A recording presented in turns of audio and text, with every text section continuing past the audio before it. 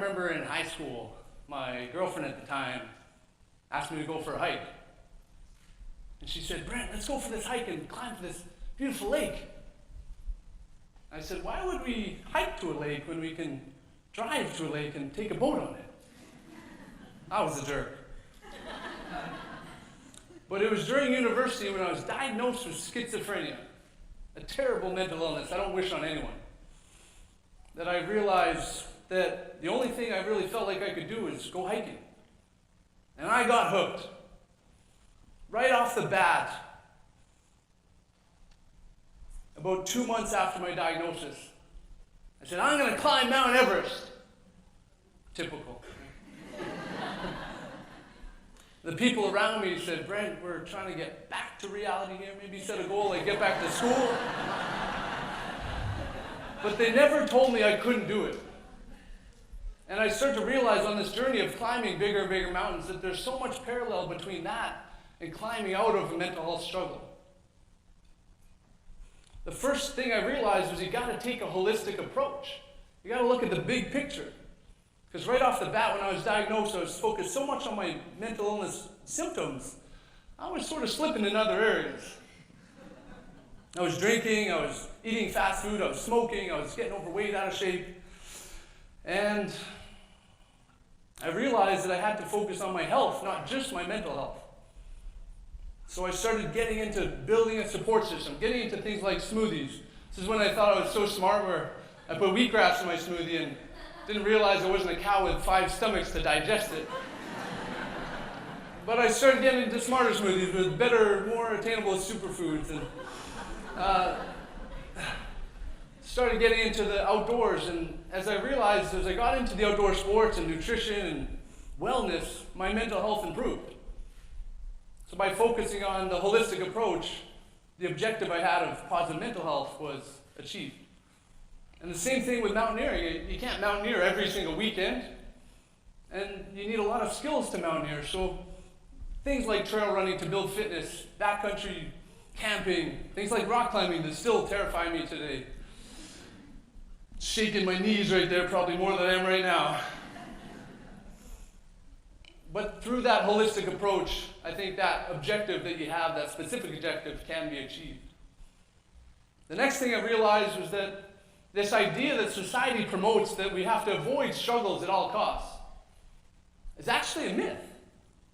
And that it's by enduring our struggles that's what strengthens us. It was that same girlfriend in high school, she invited me for a trail run. She was a good influence. And I went on my first trail run with her. I was so excited, I was keeping up with her on my bike. So I'm the most surprised person in this room to see myself running stairs with a weight vest. But I think it's through those challenges, those struggles that I endured during the mental health struggles that helped something like that be a little more attainable. Helped something like this come true, crossing the finish line. Thank you. Of the 50K, of the 50-miler Squamish, getting a Gary Robbins bear hug, which feels real good. It allowed me to endure things like 20 days on Aconcagua, South America's highest peak. Because what I realized was that as the pain of the struggle of the mental illness dissipated over time, I found myself pursuing struggles like mountain climbing because I realized that's what was creating strength. And there is the summit of Aconcagua, 23 or so thousand feet, saying mental health matters. So that was the result of being okay with the struggles and allowing it to strengthen us.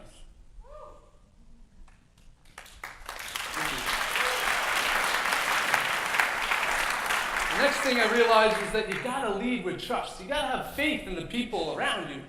You gotta have faith in your inner gut instinct, your intuition. Because without it, nothing is possible. This is my friend James Frysack. He's a Vancouver-based photographer, filmmaker. This is us getting some healthy food on our Denali expedition up in Alaska. And we were a team of 3 self-guided trying to climb North America's highest peak. And James and I met about a month before this process, this trip. And so we had to develop trust in each other very quickly. often our lives would be in each other's hands, and we had to have that faith in each other that we could trust each other and also have it in ourselves every step after precarious step of the journey.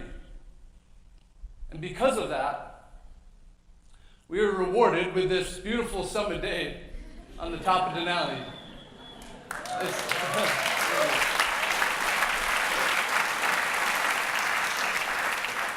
It's Clayton Matthews on the left as well, our other climbing partner. And again, what we realized was that through trusting each other, having faith in each other and ourselves, was what allowed us to have that result. And we celebrated. And we also celebrate our friendship that developed since, because now we're working on projects together, working on other climbing projects, video projects. And it was because we had that faith and trust in each other early on, and we developed that, and we led with trust, that's been possible. So really, these ideas can be applied to any challenge, and that every challenge is actually an opportunity to connect, to grow, to serve in some way. And that this idea also that society promotes to avoid challenges is also a myth, because it's through those challenges that the opportunities are on the other side of. So I still want to climb Mount Everest. Haven't done it yet. Me and James are trying to make that happen. If you guys want to help out, we're more than welcome to partner with you, collaborate with you. But most importantly, this is how you can get a hold and get in touch. But most importantly, what I hope you get out of this presentation is that whatever dream you're working on feels a little more attainable. Thank you very much.